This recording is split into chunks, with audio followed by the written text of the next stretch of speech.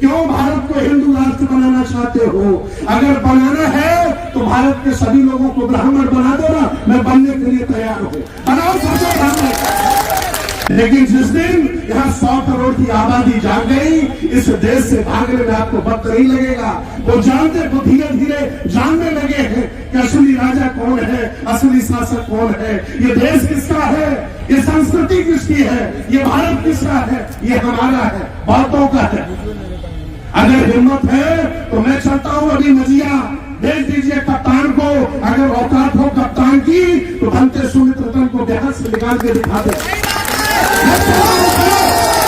कमजोर पढ़े लिखे कम तो हिचूत है, और आपने लाठी डंडा दिखाकर उन्हें बिहार से बाहर निकाल दिया। अगर है इनकी माया दूध पिलाया तो चलो हम चलते हैं अभी, उसी को तो बिहार में बैठे।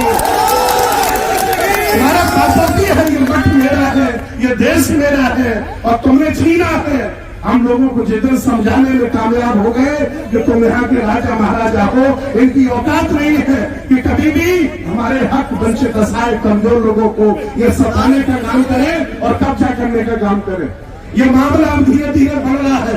मैंने कल हाई कोर्ट के वकीलों से बात की है। मैंने कल बदायूं के एसपी को क्रिमिनल केस में लगाऊंगा और मुकदमा में ठोकूंगा। ये मामला बढ़ेगा।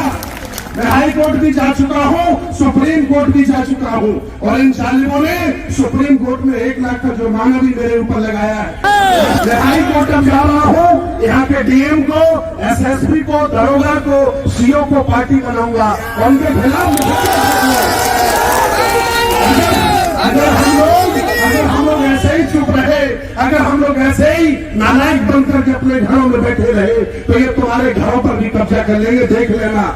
इसलिए ये इनका एग्जामिनेशन है, ये चेक आपको कर रहे हैं कि कितनी जान तुम में जिंदा है। और ये पता चल गया है कि बदायूं में लाखों लोग जिंदा है, अभी मरे नहीं।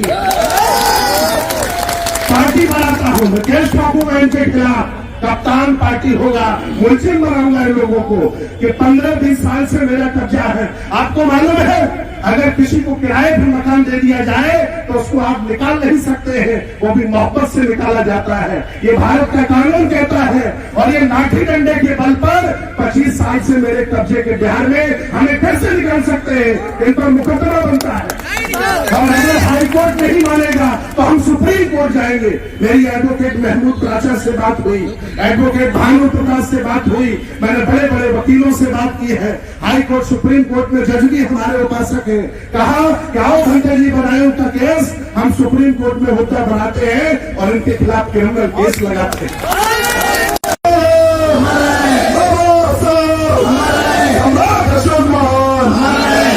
हम महाभेषज गुरु तथागत बुद्ध हक वंचित असहाय कमजोर बहुजन समाज में जन्मे सभी संतों गुरुओं महापुरुषों को नमन करता हुआ हम सबके मसीहा संविधान निर्माता बाबा साहब डॉक्टर अंबेडकर तथागत बुद्ध की विचारधारा को पूरे भारत में, पूरी दुनिया में ले जाने वाले सभी उन साहसी, त्यागी, परिश्रमी, शीलवान, बलवान लोगों को नमन करता हुआ आज इस आंदोलन की मंच पर सभी बौद्ध भिक्षुओं को भी, जो सीनियर है उनको बंदानी, जो जूनियर है वो हमें खुद करेंगे। और आज इस मानवीय भवन में बदायूं हेडक्वार्टर पर आसपास से पधारे सभी जिंदा लोगों को बहुत बहुत धन्यवाद। आप लोग जिंदा लोगों की कैटेगरी में आते हो क्योंकि मोटा अपने घरों पर बैठे हैं और वो खाना खा करके सो रहे होंगे। आप लोग जिंदा लोगों की कैटेगरी में आते हो। आपको मालूम है कि मेरा दोस्त कौन है, मेरा दुश्मन कौन है। आपको मालूम है कि मेरी विरासत कहाँ है, कहाँ नहीं है। आपको पता है कि आप इस दुनिया के, इस भारत के राजा महाराजा रहे हो। 16 महाजनपद, 10 गणराज्यों से आपका संबंध है।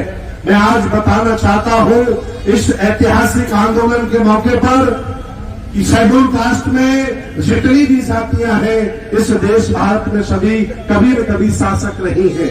ओबीसी में जितनी भी जातियां हैं उनका भी इतिहास बताता है, वो भी कभी न कभी शासक रही हैं। हम सब लोग सखे पुराने राजा महाराजा हैं। ये देश बनाया हमने है, ये देश चलाया हमने, इसको बेहतर बनाया हमने है। इस शहर का नाम है, इस जिले का नाम है बदायूं। मैं स्पष्ट बता देना चाहता हूं, यहाँ बुद्ध आए थे इसीलिए इसका नाम बदायूं पड़ा है।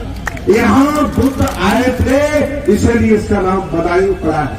बगल में चले जाइए है, मैं कह सकता हूं पूरे उत्तर प्रदेश की सबसे बड़ी बौद्ध विरासत है। बगल में मझिया है, सम्राट अशोक जिसे कोई कुंड कहता है, मैं तो उसे बौद्ध मठ कहता हूं, वो बौद्ध मठ है। और पिछले 200 वर्षों से बौद्धों के पास, बौद्ध भिक्षुओं के पास उसका ताला चाबी है। और अगर उसका विकास हुआ है तो बौद्धों के प्रयासों से विकास हुआ है। अगर किसी एमपी ने अगर 1 करोड़ रुपया लगाया है तो यहाँ के बौद्धों ने संघर्ष किया है। चाहे वो सांसद धर्मेंद्र यादव रहे हो, चाहे वो सांसद संघमित्रा रही हो, और आगे भी अगर कोई उसका विकास होगा तो इसलिए होगा कि वो बौद्धों का मान सम्मान है और वो बौद्ध स्थल है। मैं बताना चाहता हूं, आपने अगर कुरेदने का काम कर दिया है तो धीरे धीरे ये आवाम हमारी जाग जाएगी और हम लोग उस काम पर बहुत दिनों से संघर्ष कर रहे हैं। मुसलमानों के पास जितनी संपत्तियां हैं उन्हें वक्फ बोर्ड आपने बना के दे दिया। हिंदुओं के पास जितनी संपत्तियां हैं उनके 4 धाम, ज्योतिर्लिंग और बड़े बड़े मठ बनाकर उनके हाथों में आपने ले लिया। ईसाइयों के पास जितनी बड़ी बड़ी संपत्तियां हैं वो सब चर्चों के माध्यम से और मिशनरी स्कूलों के माध्यम से उन पर भी उन लोगों ने कब्जा कर लिया। लेकिन भारत में जितनी भी बौद्धों की संपत्ति है उसको भारतीय पुरातत्व सर्वेक्षण कब्जा करके एक सरकारी विभाग क्यों बैठा है। अगर सबके पास सबको सारी संपत्तियां दे दी गई तो ये भारत सरकार कब प्राचीन बौद्ध विरासत बोर्ड बनाकर उसका मालिक बौद्धों को बनाएगी और या फिर कब तक मूर्ख बनाएगी। यह सभी पढ़े लिखे लोग भगवान बुद्ध की विचारधारा को जंगल तक पहुंचाने वाले लोग आए हैं। सतिया है, सबने कब्जा कर लिया है, लेकिन हमारी संपत्तियों पर भारतीय पुरातत्व सर्वेक्षण का कब्जा क्यों? आज मैं आपको बताना चाहता हूं, पूरे भारत में वन विभाग से भी ज्यादा संपत्ति, सिंचाई विभाग से भी ज्यादा संपत्ति भारतीय पुरातत्व सर्वेक्षण के पास है। और उसके पास जो 99% संपत्ति है वो सब बौद्धों की संपत्ति है, आपकी संपत्ति है, जिस पर आपका मालिकाना हक है। लेकिन आपके कमजोर, बुज़दिल, नालायक और अज्ञानी होने की वजह से इन पढ़े लिखे लोगों ने गेम किया है, चालाकी की है, आपकी सारी विरासतों पर बलात् कब्जा कर लिया है। अभी इन्होंने जब मस्जिद में सर्वे कराने का अभियान चलाया तो मैंने दिल्ली लाल किले से इनको ललकारा, अगर सर्वे कराया और ईमानदारी से सर्वे करने वाले अगर गहरा सर्वे कर दिए तो मेरा बौद्ध मठ निकल आएगा, ना तुम्हारी मस्जिद बचेगी और ना तुम्हारा, क्योंकि तुम दोनों लोग बाद में आए हो। पहले यहाँ के राजा महाराजा हम बौद्ध हम यहाँ के, ये धरती हमारी है। 2500 वर्ष पहले यहाँ हम लोग आए, हम लोगों ने संस्कृति का विस्तार किया। 1400 वर्ष पहले इस्लाम आया और हिंदू धर्म की तो 1000 साल। भारतीय इतिहास उठा के देख लीजिए, तमाम डीएमएसएस की मेरी बात सुन रहे होंगे, चुप करके एनआईओ वाले खबर दे रहे होंगे बाबा को कि बदायूं में कुछ हो रहा है। मैं आपको बताना चाहता हूं, अगर भगवान बुद्ध के महायानी परंपरा को परिवर्तित करके आपने अगर पाली को परिवर्तित करके संस्कृत और हमारे देवी देवताओं को परिवर्तित करके महायानी देवी देवता ने बनाया होता तो कभी भी ब्राह्मण धर्म और हिंदू धर्म यह पैदा ही नहीं होता। हमारे बौद्ध धर्म का बदला हुआ रूप हिंदू धर्म है। असली समानती हम है, असली सनातनी हम है, तुम लोग फर्जी सनातनी हो। अगर हिंदू चिल्ला रहे थे अब तक आप, क्यों बंद कर दिया हिंदू हिंदू कहना? क्योंकि सत्याग्रह प्रकाश लोगों ने पढ़ लिया, हिंदू का मतलब लोगों ने जान लिया है। अब ये सनातनी सनातनी चिल्ला रहे हैं। भगवान बुद्ध कहते हैं ऐस धर्मो सनातनो, भगवान बुद्ध का ही धर्म, प्रकृति का धर्म ही सनातन धर्म है। तो असली सनातनी कौन हुआ? हम लोग हुए असली सनातनी। ये फर्जी लोग हैं जिन्होंने साहित्य आपका चुराया, भाषा आपकी चुराई, मठ आपका चुराया, त्योहार आपका चुराया और आपका सब कुछ चुरा करके इन्होंने अपना ब्राह्मण धर्म बना करके। मैं बार बार कहता हूं इन लोगों से, क्यों भारत को हिंदू राष्ट्र बनाना चाहते हो? अगर बनाना है तो भारत के सभी लोगों को ब्राह्मण बना दो ना, मैं बनने के लिए तैयार हूं। बनाओ सबको ब्राह्मण, बनाओ सबको एगो पवित्र करो, जनेऊ पहनाओ, बनाओ सबको ब्राह्मण। क्यों सबको हिंदू बनाना चाहते हो? क्योंकि हिंदू बनाकर ब्राह्मण क्षत्रिय वैश्य शूद्र और सेवा करवाना चाहते हो, आप गुलामी करवाना चाहते हो। अब बाबा साहब का साहित्य घर घर चला गया है, बुद्ध घर घर चले गए हैं। मैं धन्यवाद दूंगा अमेरिका का, व्हाट्सएप, फेसबुक, ट्विटर घर घर चला गया है। मेरी आवाम जाग गई है, वो जान गई है कि असली मालिक हम है, यह देश हमारा है, ये चोर है, लुटेरे हैं, इन्होंने चोरी की है। आज नहीं कल अगर हम सब कामयाब हो गए इस 100 करोड़ की आबादी को समझाने में, तो आपको वक्त नहीं लगेगा यहाँ से झूला उठा के भागने का। अभी भी मान जाओ, आर पार की लड़ाई लड़ो मत हमसे। अभी भी यहाँ रोटियां खाते रहो, पड़े रहो। ये तुम्हारी टोपी और ये तुम्हारी वर्दी 2 मिनट में उतर जाएगी, याद रखना।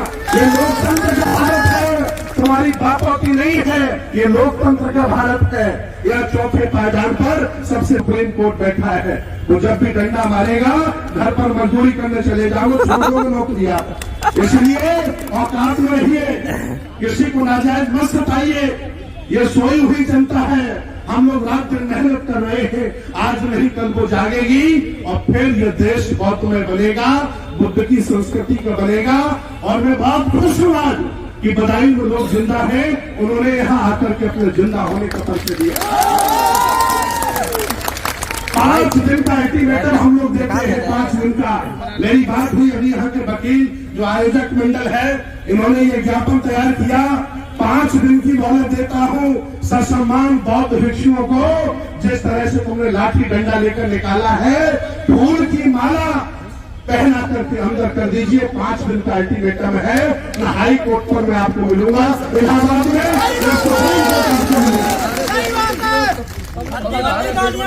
करवा सकते हैं। अभी अगर हम इशारा कर दें तो ये लोग गेट तोड़ देंगे, फिर आप कहोगे कि गेट तोड़ा गया है। हम धर्मगुरु हैं, ये हमारे अनुयायी लोग हैं।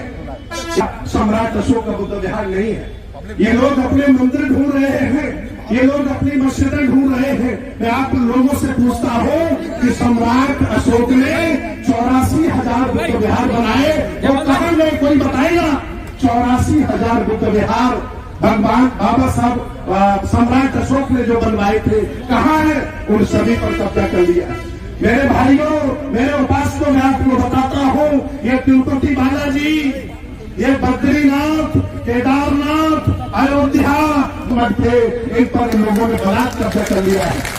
इसलिए कर लिया है कि तुम अनुयायी उनके खाने पीने के चक्कर में पड़े हो, भूल गए हो दोस्त पृथ्वी कौन है तुम्हारा। इतनी बड़ी संस्कृति, इतना बड़ा दर्शन, इतना बड़ा साम्राज्य, सम्राट महापद्मनंद से लेकर और सम्राट हर्षवर्धन तक, यहाँ 1250 साल बुद्ध की संस्कृति का शासन रहा।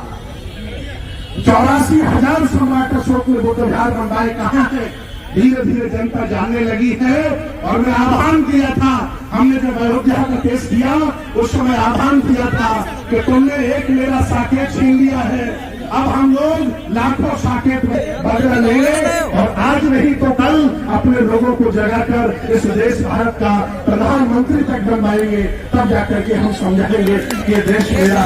और आज मैं सभी लोगों का बहुत बहुत आह्वान करता हूँ, जितने भी यहाँ पर सामाजिक लोग आए, धार्मिक लोग आए, संगठन चलाने वाले लोग आए और राजनीति करने वाले लोग आए, सबका बहुत बहुत धन्यवाद। क्योंकि ये राजनीतिक मुद्दा नहीं है, ये मान सम्मान की लड़ाई है। और जो यहाँ दिखाई नहीं देगा वो आगे चल करके हमारे वोट भी हमसे नहीं ले सकता है।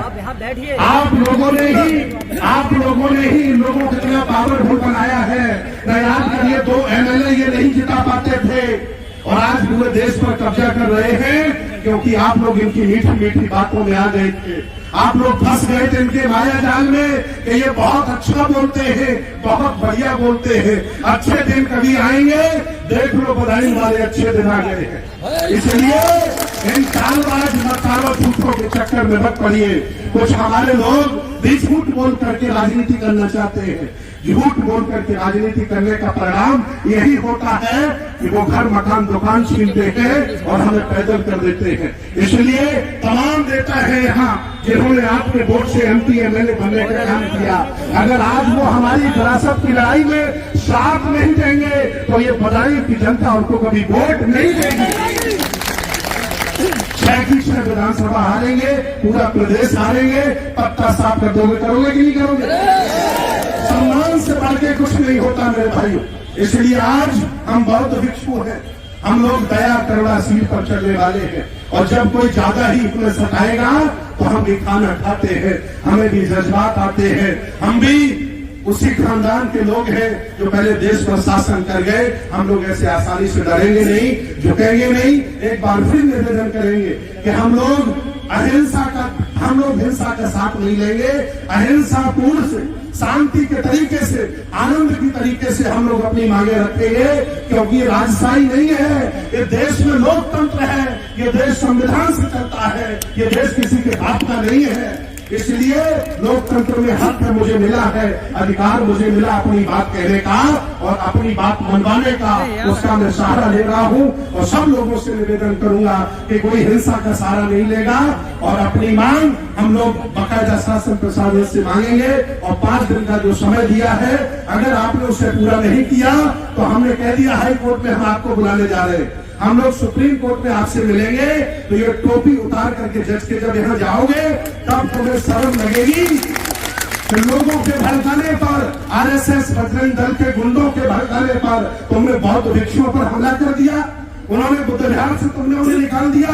तुम्हारी इतनी हिम्मत, तुम नौकर थे, तुम कोई पार्टी थोड़ी थे, तुम्हारी हिम्मत ऐसे कैसे हो गई? इसलिए आज नहीं तो कल ये काम करवा दो, ससम्मान हमारे लोगों को आप पहुंचाओ। वो जगह बौद्ध विरासत है, रहेगा, उसके लिए खून भी बहाना पड़े तो ये बहुजन समाज बौद्ध समाज पीछे नहीं हटेगा। बहुत बहुत धन्यवाद, बहुत बहुत साधुवाद है। जय भीम, जय संविधान। भगवान बुद्ध की। इसी बीच